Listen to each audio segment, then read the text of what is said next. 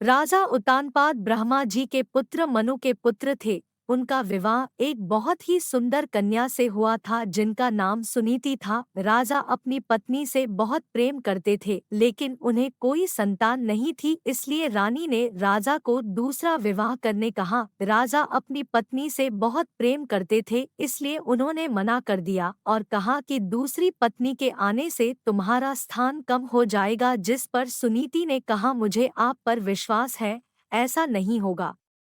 राजा को सुनीति की हठ माननी पड़ी और उन्होंने दूसरा विवाह कर लिया। उनकी दूसरी पत्नी का नाम सुरुचि था। विवाह के बाद जब सुरुचि महल आई तब उसे राजा की पहली पत्नी के बारे में पता चला।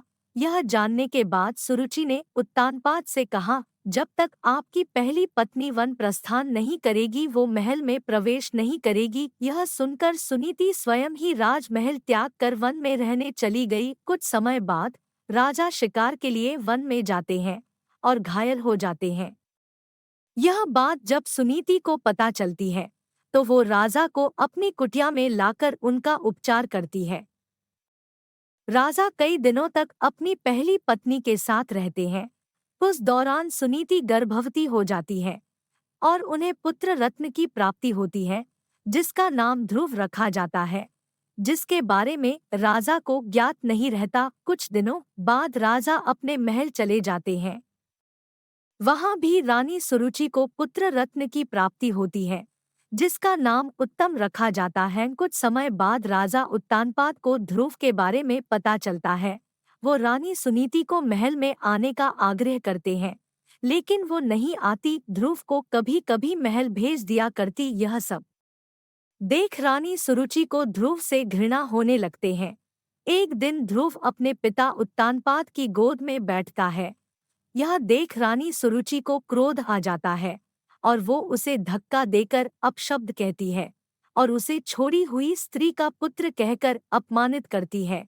नन्हा ध्रुव कुटिया में आकर माँ को पूरा घटनाक्रम सुनाता है।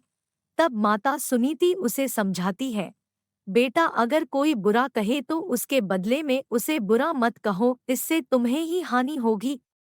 अगर तुम अपने पिता की गोद में सहसम्मान बैठना चाहते हो तो भगवान विष्णु की उपासना करो, वो जगत पिता है। अगर बैठना है तो उनकी गोद में बैठो। बालक ध्रुव के मन में यह बात बैठ जाती है और वह यही भाव लिए यमुना तट पर नहाने जाता है। वहां उसकी मनोदशा जानकर नारद मुनि आते हैं और वो ध्रुव को भगवान की भक्ति की विधि बताते हैं, जिसे जानने के बाद ध्रुव कठोर तपस्या में लीन हो जाता है। कई महीनों तक खड़े होकर तपस्या करता है। कभी जल में तपस्या करता है तो कभी एक उंगली पर खड़े रहकर निरंतर नमो वासुदेवाय का जाप पूरे ब्रह्मांड में गूंजने लगता है।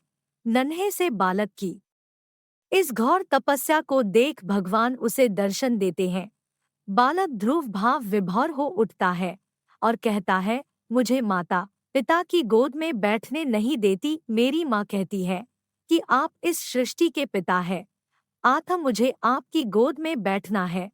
भगवान उसकी इच्छा पूरी करते हैं और उसे तारा बनने का आशीर्वाद देते हैं, जो कि सप्तऋषियों से भी ज्यादा श्रेष्ठ होगा। उस दिन से आज तक आसमान में उत्तर दिशा की ओर ध्रुव तारा चमक रहा है। ध्रुव तारे की कहानी आपको कैसी लगी कमेंट जरूर करें।